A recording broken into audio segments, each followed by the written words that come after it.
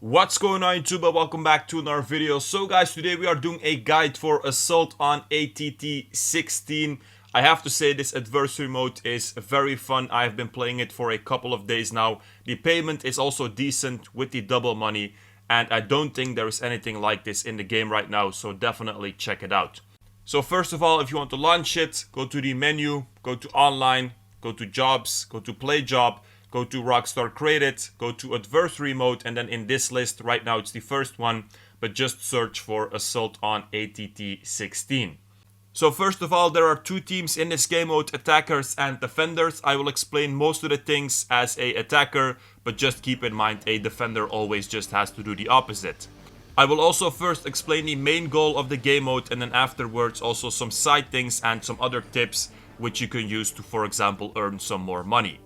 So in the first stage of this game mode, you will spawn in a Alconast as a attacker. You have to drop down to the military base, and over there you have to hack two terminals, A and B. After you hack them, there is a timer of 1 minute before they explode, and if you manage to do this for both terminals in the given time, so that's 10 minutes when you start, then you can move on to the next stage. The defenders, so the other team, they can deactivate the terminal, and this will stop the timer, but it will not reset it. So like I said, it's a 60-second timer. If you deactivate it as a defender, it will stop it, for example, at 30 seconds. And then if an attacker hacks it again, it will start back from 30 seconds and not from 60 seconds. After the first stage, so if both terminals have been destroyed, you can move up a bit in the military base, so you have to go to the back.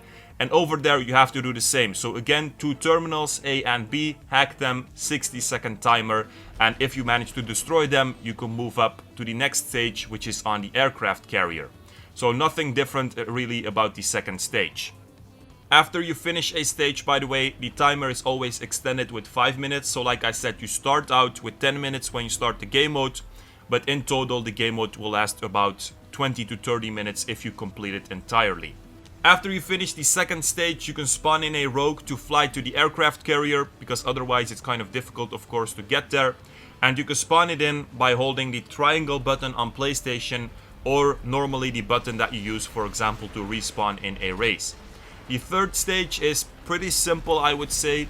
It's to destroy all of the relays on the aircraft carrier.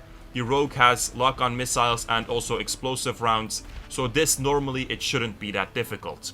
After you destroy the relays, you can spawn on the aircraft carrier, and then again it will be the same thing. Two terminals, A and B, marked on the map with a red dot. You have to hack them, 60-second timer before they explode. If you manage to destroy both of them, you can move up to the next stage. The next stage, and also the last stage, is going to the hangar, to the main hangar. And over there is a F-160 raiju.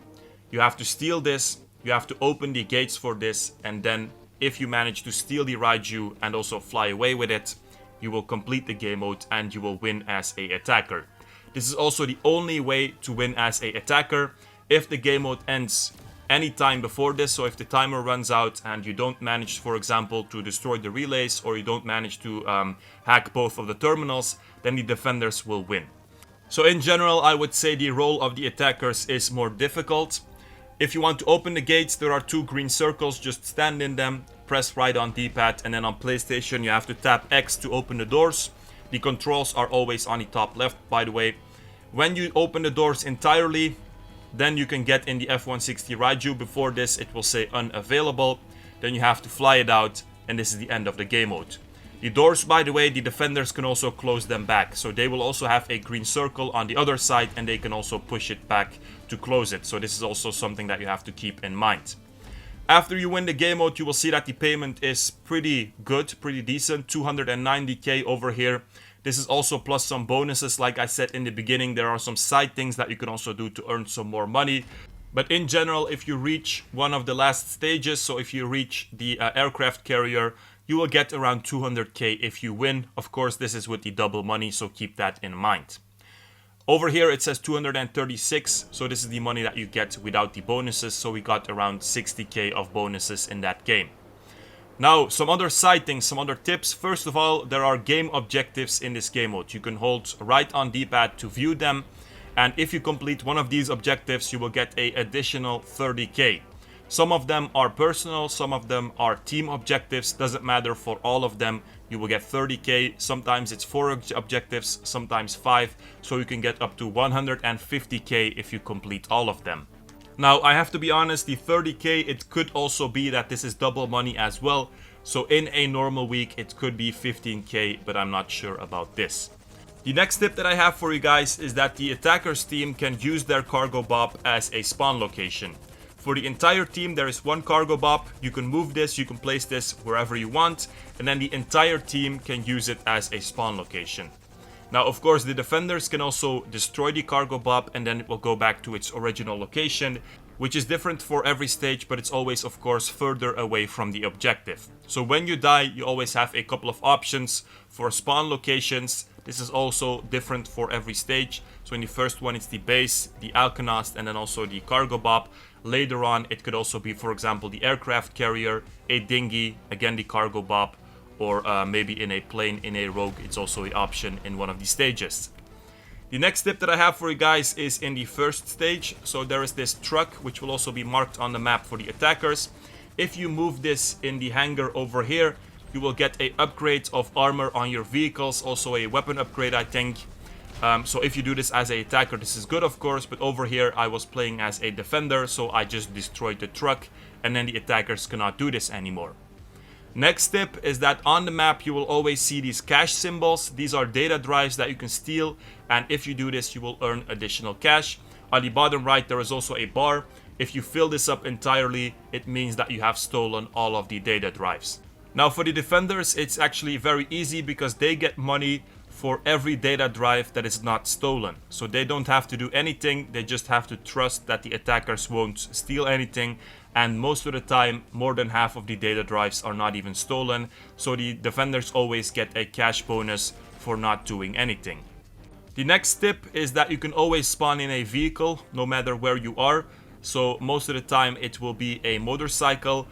When you go from stage 2 to stage 3, like I said, it can also be a rogue, but just hold the triangle button on PlayStation or the button that you use in races to respawn, and then you will get a vehicle close to you. In the second stage, so still in the military base, if you go to the control tower, if you go all the way up, you can also use the elevator, by the way, for this. If you interact with this file over here, you can get the atomizer, you can get a railgun, the Hellbringer, and also a compact EMP launcher. By the way, on the map you will also see these ammo symbols. If you go there, you can also change your loadout or you can get more ammo. On the aircraft carrier, you can also go to the control room. When you get close, you will see a question mark on the map. And then over there, there is the same folder with the same loadouts. So these are the two locations that I know where you can get this loadout. In this control room, if I'm not mistaken, when you're playing as a defender in the first 2 stages, there is also a screen to use the orbital cannon. On the military base, there is also 2 locations where you can use the orbital cannon, one for every stage, so one for the first 2 stages. Both teams can use this, so attackers and defenders. There is a small cooldown on this. I think it's somewhere between 30 and 45 seconds. Definitely not too long because you can use it a lot. There is also most of the time a objective linked to the orbital cannon. So definitely also check that out. It's a easy 30k and it's also a very easy kill. That's pretty much it, guys. When it comes to the payment, like I said, it's around 200k, 300k sometimes with the double money. When you're playing as a defender, you will also get something like this, especially with the bonus that you get from the data drives, which the attackers have to steal. So for example, over here, it was the end of stage 2 and I got 240k. So that's 240k in maybe 15 minutes, something like this. That was it, guys. Hope you guys enjoyed it. Definitely check out this game mode. Let me know in the comments what you guys think about it. And peace out, you guys.